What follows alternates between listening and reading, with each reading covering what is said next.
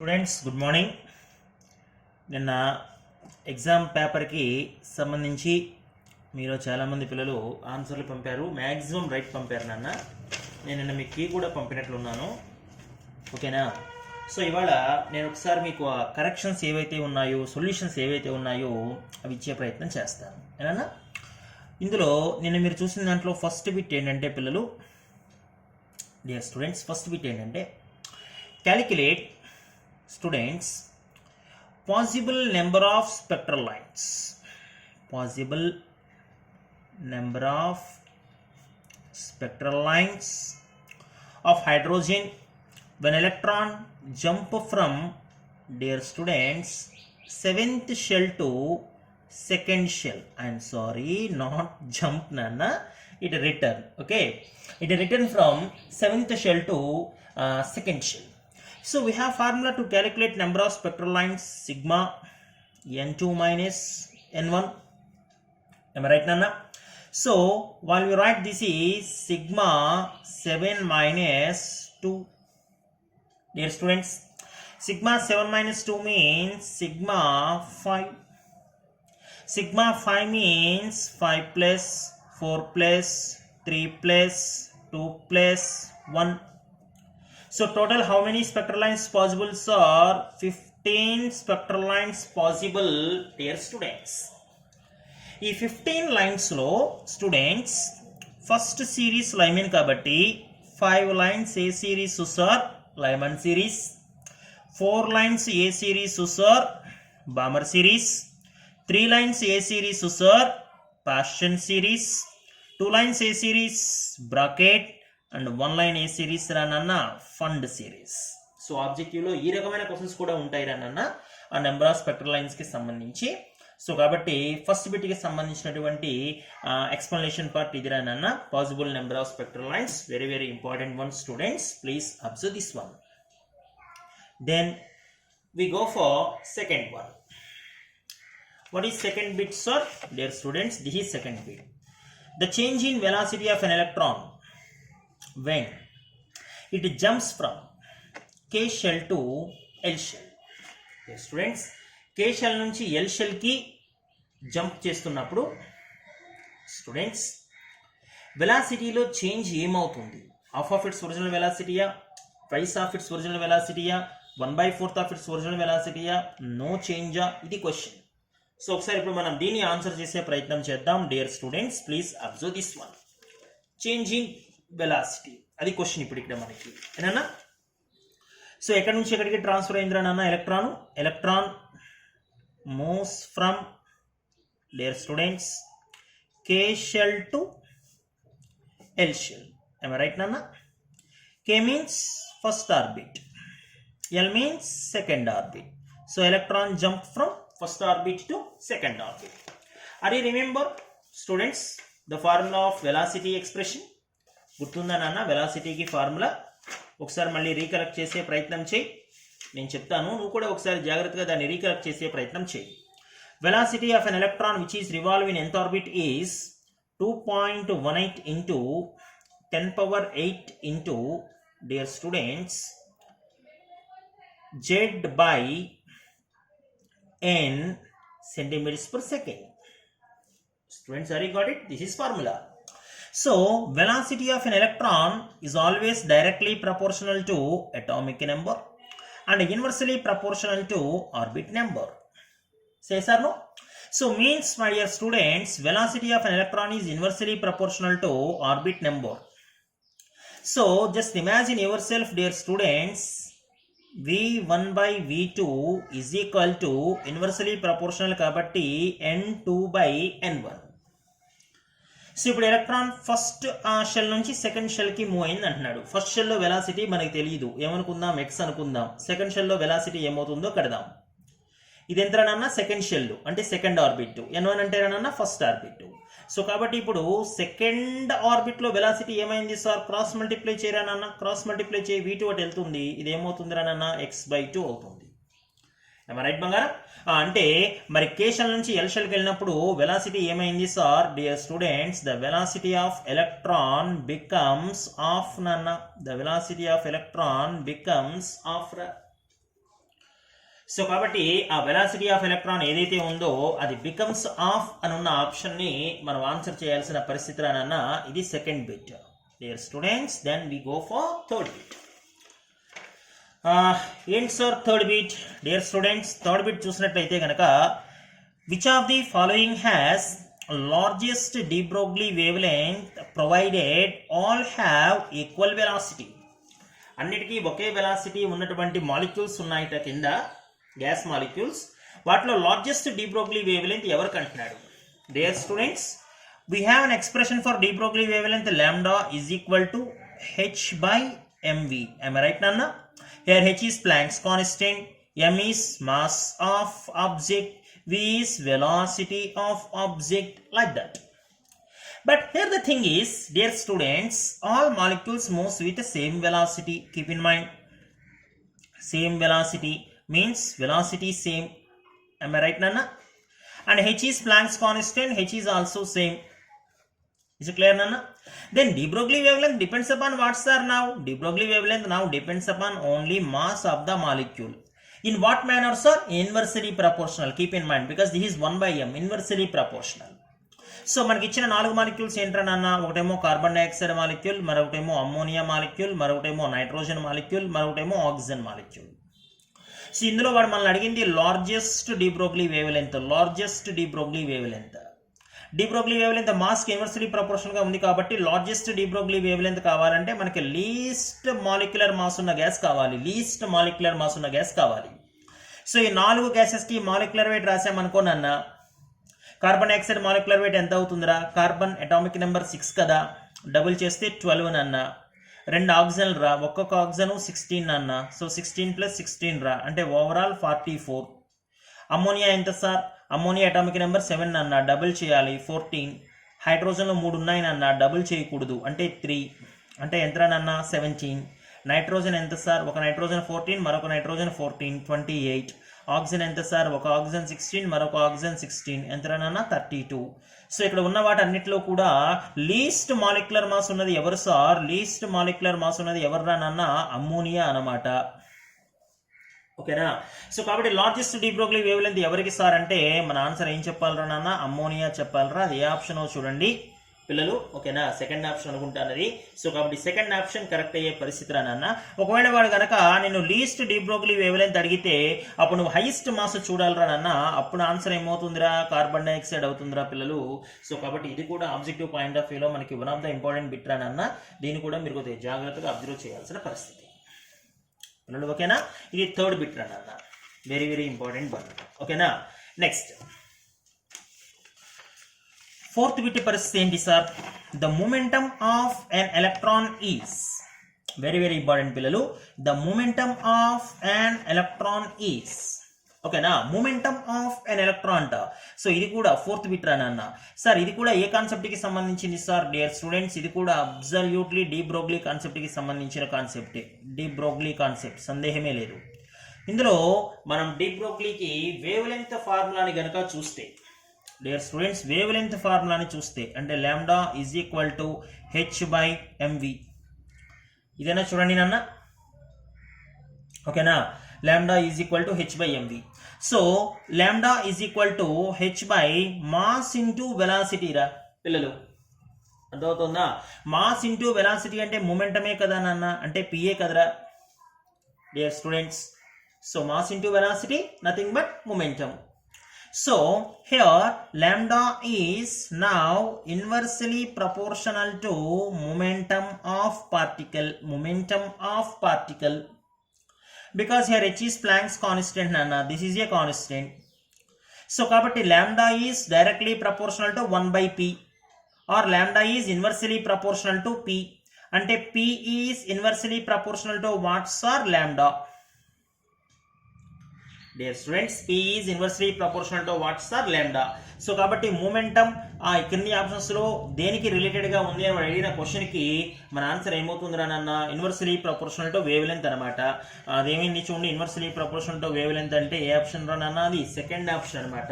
So కాబట్టి fourth one కి సంబంధించిన ఆన్సర్ ఏది సార్ అంటే డియర్ స్టూడెంట్స్ అది ఆప్షన్ 2 అనమాట రానన్న. Keep in mind, very very important one. పిల్లలు అర్థమవుతుంది నాన్న, మోస్ట్ ఇంపార్టెంట్ వన్.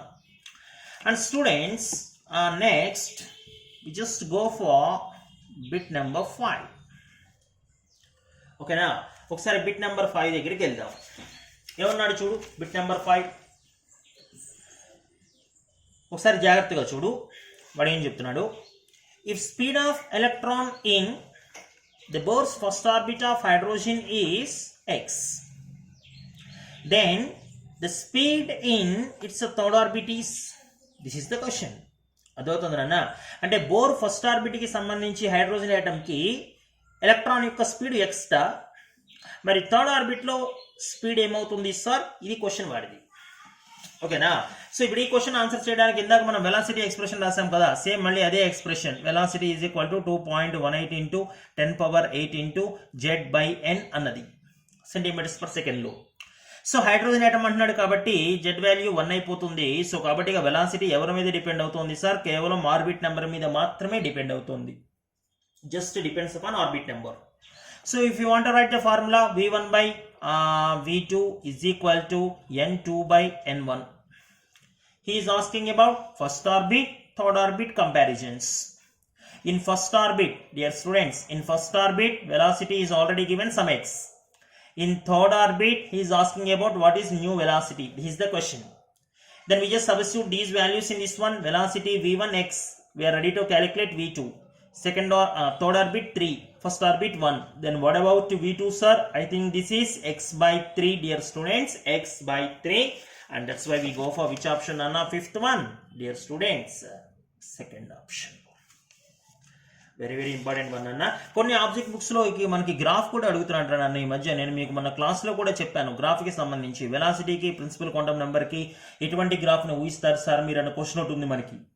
ఓకేనా, ఎందుకంటే ఇక్కడ ప్రిన్సిపల్ క్వాంటమ్ నెంబర్ పెరిగే కొద్దీ వెలాసిటీ గ్రాడ్యువల్గా ఏమవుతుందా అన్న, డిక్రీజ్ అవుతుంది అనమాట. సో కాబట్టి మనం ఇటువంటి గ్రాఫ్ని మనం సెలెక్ట్ చేయాల్సిన పరిస్థితి అన్న వెలాసిటీకి, అదే రకంగా ఆర్బిట్ నెంబర్కి, డియర్ స్టూడెంట్స్. సో కాబట్టి ఇది 5th బిట్కి సంబంధించినటువంటి explanation part. Students, are you got it అన్న? Then students we go for 6th bit. ఓకేనా, 6th బిట్ ఏమడిగాడో చూద్దాం, జాగ్రత్తగా గమనించు. The electronic transition emits maximum energy. ఈ క్రింది వాటిలో ఎలక్ట్రానిక్ ట్రాన్సిషన్లో మ్యాక్సిమం ఎనర్జీ ఎవరెవరి మధ్య జరుగుతుంది అంటున్నాడు. ఫస్ట్ ట్రాన్సిషన్ ఎక్కడట డియర్ స్టూడెంట్స్? n5 నుంచి n4 ఫస్ట్ ఆప్షన్ ఇది. తర్వాత n4 నుంచి n3 థర్డ్ ఆప్షన్ n3 నుంచి n2 and next option n2 నుంచి n1 నువ్వేం చేయాలి? ఇలాంటి క్వశ్చన్స్ ఆన్సర్ చేయాలనుకున్నప్పుడు ముందు స్పెక్ట్రమ్ డయాగ్రామ్ రాయాలి. ఓకేనా, ఇది ఫస్ట్ ఆర్బిట్. ఫస్ట్ ఆర్బిట్ నుంచి సెకండ్ ఆర్బిట్కి ఎనర్జీ గ్యాప్ చాలా ఎక్కువ ఉంటుంది కదా. సెకండ్ నుంచి థర్డ్కి ఎనర్జీ గ్యాప్ తగ్గిపోతుంది. థర్డ్ నుంచి ఫోర్త్కి ఎనర్జీ గ్యాప్ ఇంకా తగ్గిపోతుంది. 4 నుంచి 5థ్కి ఎనర్జీ గ్యాప్ ఇంకా తగ్గిపోతుంది. ఇది స్పెక్ట్రమ్. సో ఇదేమో ఫస్ట్ ఆర్బిట్, ఇదేమో సెకండ్ ఆర్బిట్, ఇదేమో థర్డ్ ఆర్బిట్, ఇదేమో ఫోర్త్ ఆర్బిట్, ఇదేమో 5th ఆర్బిట్. ఇదంతా కూడా ఏ యాక్సిస్ సార్? ఇది డియర్ స్టూడెంట్స్ ఇదంతా కూడా ఎనర్జీ యాక్సిస్. అదంతా కూడా ఎనర్జీ యాక్సిస్. ఓకేనా, సో ఫస్ట్ ట్రాన్సిషన్ ఎక్కడి నుంచి ఎక్కడికి రానన్నా? n5 నుంచి n4. ఇది కూడా n5 నుంచి n4, ఇది ఫస్ట్ ట్రాన్సిషన్.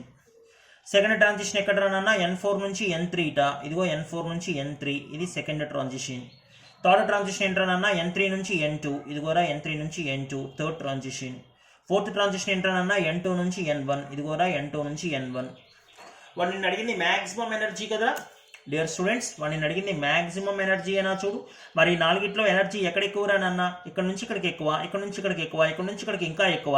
అంటే ఏ ట్రాన్సిషన్లో మ్యాక్సిమం ఎనర్జీ సార్? n2 నుంచి n1కి జరిగే ట్రాన్సిషన్లోనే మ్యాక్సిమం ఎనర్జీ ఉంది రానన్నా. Keep in mind students, most important in mains and NEET. ఓకేనా? సో ఇప్పుడు ఒకవేళ ఇదే క్వశ్చన్ పిల్లలు మ్యాక్సిమం ఎనర్జీ కాకుండా మ్యాక్సిమం వేవ్ లెంత్ అడిగాడు అనుకోరా స్టూడెంట్స్, మ్యాక్సిమం ఎనర్జీ కాదు మ్యాక్సిమం వేవ్ లెంత్ అడిగితే నా ఆన్సర్ ఏమవుతుంది సార్? మరి నీకు తెలుసు కదా energy E is equal to hc/λ అని. అంటే energy E is inversely proportional to lambda అని. అంటే మరి మ్యాక్సిమం లాంబ్డా అంటే మినిమం ఎనర్జీ కదా ఎరా పిల్లలు. ఈ నాలుగిట్లో మినిమం ఎనర్జీ ఎవరు సార్? మినిమం ఎనర్జీ ఎవర్రా? n5 నుంచి n4 కదా. స్టూడెంట్స్. సో కాబట్టి మినిమం ఎనర్జీ ఉన్నదే మ్యాక్సిమం వేవ్ లెంత్ అవుతుంది కాబట్టి అప్పుడు ఆన్సర్ ఏమవుతుందిరా నాన్న, N5 నుంచి N4 అవుతుంది. ఒకవేళ వాడు నిన్ను మ్యాక్సిమం వేవ్ లెంత్ అడిగితే, మ్యాక్సిమం ఎనర్జీ అడిగాడు కాబట్టి N2 నుంచి N1 అవుతుంది. సార్ ఏ ట్రాన్సిషన్కి మ్యాక్సిమం ఫ్రీక్వెన్సీ ఉంటుంది సార్ అన్నాడు అనుకోరా, మరి E is equal to H new కదరా, అంటే E is directly proportional to new కదరా, అంటే ఫ్రీక్వెన్సీ ఎనర్జీ డైరెక్ట్లీ రిలేటెడే కదా. సో కాబట్టి మ్యాక్సిమం ఫ్రీక్వెన్సీ అడిగినా N2 టు N1, ఎందుకంటే మ్యాక్సిమం ఎనర్జీయే మ్యాక్సిమం ఫ్రీక్వెన్సీ అనమాట. Students keep in mind. Sir ఒకవేళ వేవ్ నెంబర్ అడిగితే వేవ్ నెంబర్ న్యూ బార్ అంటే ఏంట్రా, 1/λ కదా. ఇక్కడ already energy is inversely proportional to 1/λ కదా. మరి 1/λ అంటే వేవ్ నెంబర్ న్యూ బార్ కదా. మరి ఎనర్జీ న్యూ బార్ రెండు ఒకదానితో ఒకటి డైరెక్ట్లీ రిలేటెడ్ కదా. కాబట్టి మ్యాక్సిమం వేవ్ నెంబర్ అడిగినా నీ ఆన్సర్ ఏమవుతుంది, N2 టు N1 అవుతుంది. అందువల్లే నేను ఏం చెప్పానంటే నీకు ఎనర్జీ కానీ ఫ్రీక్వెన్సీ కానీ వేవ్ నెంబర్ కానీ ఇవన్నీ కూడా డైరెక్ట్లీ రిలేటెడ్. ఇవన్నీ inversely related to what sir, ఇవన్నీ ఇన్వర్స్లీ రిలేటెడ్ టు వాట్ రానన్న వేవ్ లెంత్ అనమాట. అర్థమవుతుందన్న. సో కాబట్టి ఇలాంటి క్వశ్చన్స్ ఏ వచ్చినా కూడా ఇదిగో మనం ఈ డయాగ్రామ్ని ఆధారంగా చేసుకుని మనం ఇక్కడ ఆన్సర్ చెప్పే ప్రయత్నం చేయాలన్న ఆబ్జెక్టివ్ పాయింట్ ఆఫ్ వ్యూలో కూడా ఇది మనకి వెరీ వెరీ ఇంపార్టెంట్ వన్. పిల్లలు కొద్దిగా మీరు జాగ్రత్తగా గమనించాల్సిన పరిస్థితి అన్న. ఇది 6th బిట్ రా పిల్లలు. Next one 7th bit. అర్థమవుతుందన్న. సో నెక్స్ట్ వన్ వచ్చేసి 7th బిట్. ఏంటి సార్ 7th బిట్ ఏమడిగాడు,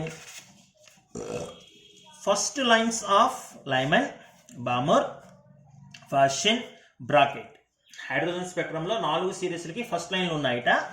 ఆ 4ట్లో హైయెస్ట్ ఎనర్జీ ఎవరో ఏ సిరీసో చెప్పగలవా అంటున్నాడు. హైయెస్ట్ ఎనర్జీ ఏ సిరీసో చెప్పాలి ఇప్పుడు ఇక్కడ మనం, ఏనా. సో నేను ఒకసారి మళ్ళీ మీకు ఇక్కడ డయాగ్రామ్ గీసే ప్రయత్నం చేస్తాను, జాగ్రత్తగా గమనించండి ఆ డయాగ్రామ్ ఏదైతే ఉందో అది నాన్న. Students, first orbit, second orbit, third orbit, fourth orbit, fifth orbit. First, second, third, fourth, fifth. Okay na. First lines of each series అన్నాడు, అవునా. అంటే ఏ సిరీస్, లైమాన్ సిరీస్. ఓకేనా. తర్వాత ఏ సిరీస్, బామర్ సిరీస్. తర్వాత ఏ సిరీస్, ఫ్యాషన్ సిరీస్. తర్వాత ఏ సిరీస్, బ్రాకెట్ సిరీస్. లైమన్ సిరీస్లో first line అంటే ఏంటన్నా, ఫస్ట్ ఆర్బిట్లోకి రావాలి, అది కూడా ఎక్కడి నుంచి రావాలి, సెకండ్ నుంచి రావాలి, ఇది ఫస్ట్ లైన్ అవుతుంది. బామర్ సిరీస్కి ఫస్ట్ లైన్ అంటే సార్ సెకండ్ ఆర్బిట్లోకి రావాలి, అది కూడా ఎక్కడి నుంచి రావాలి, థర్డ్ ఆర్బిట్లోంచి రావాలి. ఫ్యాషన్ అంటే సార్ థర్డ్ ఆర్బిట్లోకి రావాలి, అది కూడా ఎక్కడి నుంచి రావాలి, ఫోర్త్ నుంచి రావాలి. బ్రాకెట్ అంటే సార్ ఫోర్త్ ఆర్బిట్లోకి రావాలి, అది కూడా ఎక్కడి నుంచి రావాలి, ఫిఫ్త్ ఆర్బిట్లోకి రావాలి. ఇవన్నీ కూడా వాటి యొక్క సిరీసెస్లో ఫస్ట్ లైన్స్ అనమాట.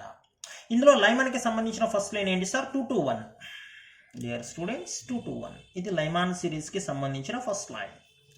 బామర్ సిరీస్కి సార్ 3 to 2. బామర్ సిరీస్కి 3 to 2. అర్థమవుతుందన్న, ఇది బామర్ సిరీస్కి సంబంధించింది. ఫ్యాషన్ సిరీస్కి 4 to 3. ఇది కూడా 4 to 3 ఫ్యాషన్ సిరీస్కి సంబంధించింది. 5 to 4 సార్ 5 to 4 బ్రాకెట్ సిరీస్కి సంబంధించింది. పై బిట్టారా స్టూడెంట్స్, పై బిట్టే. కానీ మెయిన్స్లోనేమో ఇలా అడిగాడు, నీట్లోనేమో ఇలా అడిగాడు, సేమ్ క్వశ్చన్. అందువల్ల నీకు 2 రకాలుగా చూపించాను నేను. ఇప్పుడు నేను అడిగింది వాడు మ్యాక్సిమం ఎనర్జీయే కదరా స్టూడెంట్స్. మ్యాక్సిమం ఎనర్జీ ఏ లైన్ సిరీస్కి సంబంధించింది అన్నాడు. ఈ 4ట్లో ఏ లైన్ ఎక్కువరా, లైమాన్ సిరీస్ లైనే ఎక్కువ కదా. సో కాబట్టి నీ ఆన్సర్ ఏమవ్వాలరా నాన్న, లైమాన్ సిరీస్కి సంబంధించినటువంటి ఫస్ట్ లైన్కే ఎనర్జీ ఎక్కువ అని చెప్పాలి. సార్ వేవ్ లెంత్ ఎవరికి ఎక్కువ సార్ అన్నాడు అనుకోరా, వేవ్ లెంత్ ఎవరికి ఎక్కువ అన్నాడు అనుకోరా, ఎనర్జీ ఎవరికి తక్కువో చూడాలి, అంతే కదా. ఎనర్జీ ఎవరికి తక్కువ సార్, బ్రాకెట్ సిరీస్కి తక్కువ. సో కాబట్టి బ్రాకెట్ సిరీస్కి సంబంధించిన ఫస్ట్ లైన్కి వేవ్ లెంత్ ఎక్కువ. ఫ్రీక్వెన్సీ అడిగితే సార్ ఎనర్జీ ఆన్సరే ఫ్రీక్వెన్సీ ఆన్సర్. వేవ్ నెంబర్ అడిగితే సార్ ఎనర్జీ ఆన్సరే wave number answer.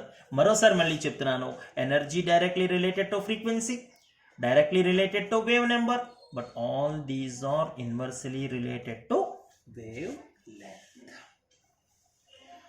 Once are you got it Nana? So all are inversely related to wave length. Keep in mind dear students.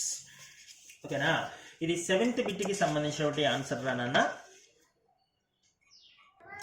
Students. Then we just move to 8th bit. ఓకేనా.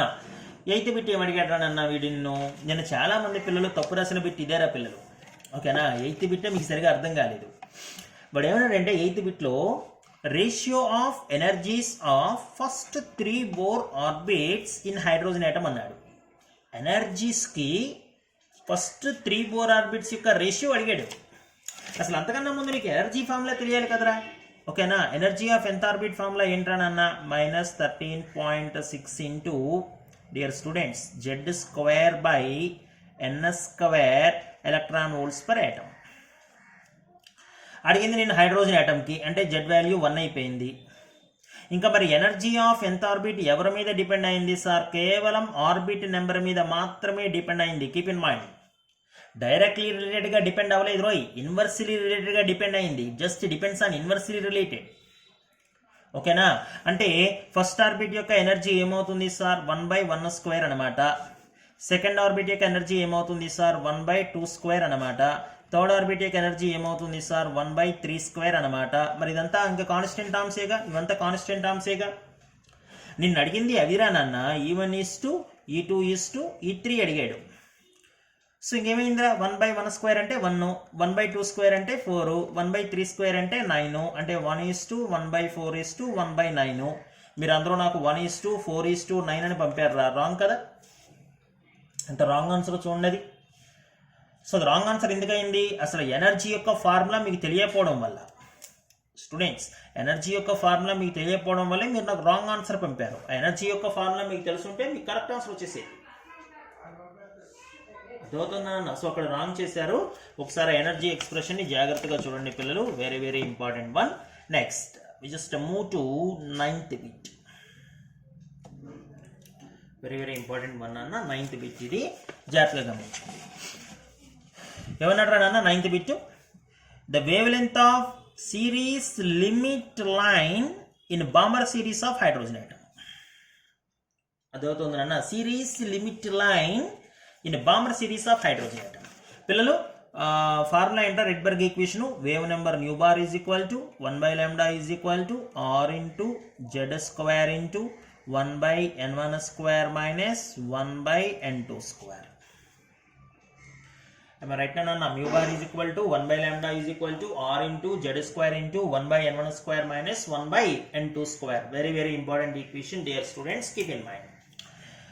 పిల్లలు ఇప్పుడు ఇక్కడ వాడు మనల్ని అడిగిన question ఏంటంటే students జాగ్రత్తగా గమనించండి. బాంబర్ సిరీస్ అన్నాడు. ఏనన్నా సార్ బాంబర్ సిరీస్ అంటే N1 ఎంత సార్? N1 2రా.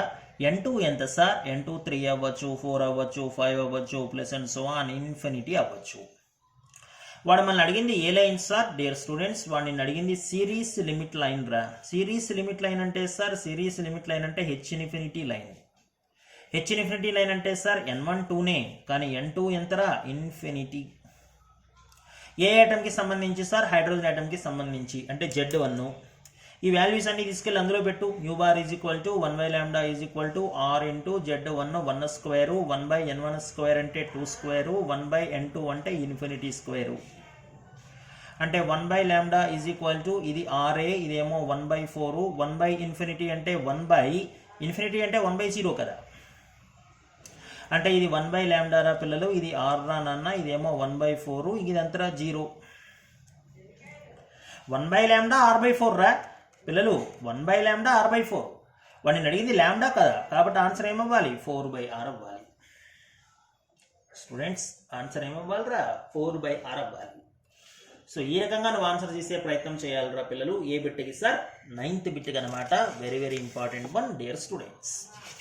ఇంకా తర్వాత ఏ bit sir? Dear students last one 10th bit రానన్న, most important one 10th bit. ఏమడిగాడు తెలుసా? 10th బిట్ నేను పొటెన్షియల్ ఎనర్జీ ఇచ్చేస్తాను నీకు, -6.8 ఎలక్ట్రాన్ వోల్ట్ స్టార్. అయితే ఎలక్ట్రాన్ ఏ ఆర్బిట్లో రివాల్వ్ అవుతుందో అడిగాడు. ఆర్బిట్ నెంబర్ అడిగాడు. నీకు పొటెన్షియల్ ఎనర్జీ ద్వారా తెలియదు, అది టోటల్ ఎనర్జీ ద్వారా తెలుస్తుంది. టోటల్ ఎనర్జీ కావాలి ముందు నీకు. నేను నీకు టోటల్ ఎనర్జీ ఫార్ములా చెప్పాను. ఏం చెప్పాను? -Ze²/2R అని. పొటెన్షియల్ ఎనర్జీ ఫార్ములా చెప్పాను. ఏం చెప్పాను? -Ze²/R అని. సో టోటల్ ఎనర్జీకి పొటెన్షియల్ ఎనర్జీకి రేషియో గనక కడితే నువ్వు స్టూడెంట్స్ రేషియో కనుక కడితే మైనస్ ZE²/2R ఇది మైనస్ ZE²/R ఇది. సో ZE²/R క్యాన్సిల్ చేస్తే 1/2:1 అంటే 1:2 అనమాట. అంటే energy is to potential energy అనేది 1:2 అనమాట. అలాంటి పొటెన్షియల్ ఎనర్జీ మరి -6.8 అయితే టోటల్ ఎనర్జీ ఏమవుతుంది సార్? అందులో హాఫేగా. అంటే ఎంత sir? -3.4 electron volt star. Energy formula ఏంటి సార్? ఎనర్జీ ఫార్ములా ఏంట్రా? -13.6/n² into Z²/n²లే. వాడేమో హైడ్రోజన్ ఆటం అంటున్నాడు కాబట్టి అది మనకు పెద్ద విషయం కాదు. అర్థమవుతుంది నాన్న. ఒకవేళ ఏమి ఇవ్వకపోయినా నువ్వు హైడ్రోజన్ ఆటం తీసుకోవాలి, ఎందుకంటే బోర్ చెప్పింది అసలు ముందు హైడ్రోజన్ ఆటంకి. ఓకేనా? కాబట్టి ఇంటూ Z² రాయట్లేదు ఇంక ఇక్కడ. = -3.4 అంటే n² ఎంత నాన్న? 13.6/3.4 అంటే ఎంతరా? 4. n² 4 అంటే n ఎంతరా? 2 అంటే ఏ ఆర్బిట్ రా నాన్న? సెకండ్ ఆర్బిట్ అనమాట. సెకండ్ ఆర్బిట్ ఇది డైరెక్ట్గా చూడంగానే చెప్పాలిరా, నువ్వు గంట సేపు ఆలోచించకూడదు. ఇప్పుడు for example potential energy 3.0 volts అంటాడు, అంటే టోటల్ ఎనర్జీ ఎంతరా? -1.5 వోల్ట్స్ అనమాట. -1.5 ఎలా వస్తుందిరా? -13.6/3² వేస్తేనేగా, అప్పుడే కదరా 1.5 వచ్చేది. అంటే n వాల్యూ ఎంత నాన్న? n3 అనమాట. ఇలాంటి బిట్స్ ఉంటాయిరా ఆబ్జెక్టివ్లో, ఇలాంటి బిట్స్ ఉంటాయి ఆబ్జెక్టివ్లో. చూడు, మీరు నా దగ్గర ఆఫ్లైన్లో లేరు కాబట్టి నేను కొన్ని బిట్సే చెప్పగలుగుతున్నాను రా. రేపు పొద్దున మీరు నా దగ్గరకు ఆఫ్లైన్ క్లాసెస్కి వచ్చారనుకో, ఇలాంటివి కొన్ని వేల బిట్లు చేయాలి మనం. స్పాంటేనియస్, ఫాస్ట్గా, చాలా ఫాస్ట్గా చేయాలి. బిట్టు చూస్తే ఆన్సర్ చెప్పాలి. అంత ఫాస్ట్గా ఉంటేనే మీరు ఏవైతే గోల్స్ పెట్టుకున్నారో, IIT కానీ, లేకపోతే నీట్ కానీ, లేకపోతే ఎంసెట్ కానీ, ఇవన్నీ ఫుల్ఫిల్ అవుతాయి. అప్లికేషన్ రాయడం ఎంతసేపు రా? ఈజీగా కాలేజీకి వచ్చి IIT అని రాసి వెళ్ళిపోవచ్చు, కానీ అది సాధించడం ఎంత కష్టం. నేను వేసే ఈ చిన్న చిన్న స్టెప్లను అర్థం చేసుకోలేని పరిస్థితుల్లో ఉంటే IITలు నీట్లు ఇంకెప్పుడు? మరి ఎలా సార్? నేనేం చేయాలి? ఇంటి దగ్గర ప్రాక్టీస్ చేయాలరా. ఓకేనా? నేను చెప్తున్న నోట్సెస్ అన్నీ ఇంటి దగ్గర నువ్వు ప్రాక్టీస్ చేయాలి. Practice makes mans perfect. ఓకేనా? నువ్వు ఎంత హార్డ్ వర్క్ చేస్తే సబ్జెక్ట్ నీకు అంత ఈజీ అవుతుంది. నేను క్వశ్చన్ పేపర్ పెట్టినటువంటి 7th మినిట్లో నాకు పిల్లలు ఆన్సర్లు పంపారు. 7 నిమిషాల్లో పంపారు. అంటే 7 నిమిషాల్లో 10 బిట్లు చేసేసారు వాళ్ళు. వాళ్ళు ఎంత హార్డ్ వర్క్ చేసి ఉంటారు మీరు ఊహించండి ఒకసారి. ఆ రకంగా బిట్స్ పంపడానికి ఆ రకమైన ప్రయత్నం జరగాలి. అర్థమవుతుందా? స్లోగా మనం చేసే హార్డ్ వర్కే మనకి మంచి రిజల్ట్ వచ్చే అవకాశాన్ని కల్పిస్తుంది. అందువల్లనే హార్డ్ వర్క్ నమ్ముకోవాలి. ఎంత స్టార్టింగ్ క్లాసెస్ కాబట్టి కొంతమంది పిల్లలకి కాస్త ఇబ్బందిగా ఉండొచ్చు, కానీ టైం జరిగే కొద్దీ, కాన్సెప్ట్స్ పెరిగే కొద్దీ ఇవన్నీ మనకి ఈజీ అవ్వాల్సిన పరిస్థితి. పిల్లలు, నేను ఇంకొక విషయం చెప్తున్నా మీకు. ఇంకా రేపు నుంచి కూడా అటామిక్ స్ట్రక్చర్లో పీక్స్లో ఉండే కాన్సెప్ట్స్ ఎంటర్ అవుతున్నాయి. పీక్స్ కాన్సెప్ట్స్ అవి వాటిని టచ్ చేయాలంటే కూడా మనకు భయం వేస్తుంది. అలాంటి కాన్సెప్ట్స్లోకి ఎంటర్ అవుతున్నాం మనం. మరి అలాంటి కాన్సెప్ట్స్, అంత హార్డ్ కాన్సెప్ట్స్ నేర్చుకోవాలంటే మీరు ఎంత స్ట్రాంగ్గా ఉండాలో ఊహించండి. నేను నా మ్యాక్సిమం ఎఫర్ట్ పెట్టి చెప్తాను, అందులో సందేహమే లేదు. కానీ మీరు నేర్చుకోవడం ఇంకా బెస్ట్గా నేర్చుకోవాలి. అప్పుడే టోటల్ అటామిక్ స్ట్రక్చర్ చాప్టర్ మనకు కంప్లీట్ అవుతుంది. పీరియాడిక్ టేబుల్ చూడండి ఎంత ఈజీనో. ఏముంది అందులో? గ్రూప్లో ఏమవుతుంది, పీరియడ్లో ఏమవుతుంది, అయిపోయింది చాప్టర్. పులిహార ఏం లేదు అందులో. కానీ అటామిక్ స్ట్రక్చర్ అలా కాదు. హార్డ్ టాపిక్ ఇది, ఫిజికల్ కెమిస్ట్రీ. సో ఆ రకంగా మనం ముందు 2 చాప్టర్లు కంప్లీట్ చేస్తే నేను తర్వాత కెమికల్ బాండింగ్ చాప్టర్లో కూడా తీసుకెళ్తాను మిమ్మల్ని. అందులో కూడా ఆబ్జెక్టివ్. ఓకేనా? కాలేజీలు ఎప్పుడైనా జరగనివ్వండి, ముందు మనం ఇక్కడ క్లాసులు అయిపోవాలి. నేర్చుకునే పిల్లలు నేర్చుకోవాలి, రాసుకునే పిల్లలు రాసుకోవాలి. ఎక్కడ మనం తగ్గేదిలే. పిల్లలు అర్థమవుతుందా? సో ఆ రకంగా మీరు ముందుకెళ్ళాలి. మీకు ఏమాత్రం డౌట్స్ వచ్చినా నా వాట్సాప్ నెంబర్కి కాల్ చేయండి. ఏ టైంలో నేను ఆన్సర్లు చెప్తున్నాను కదా మీకు.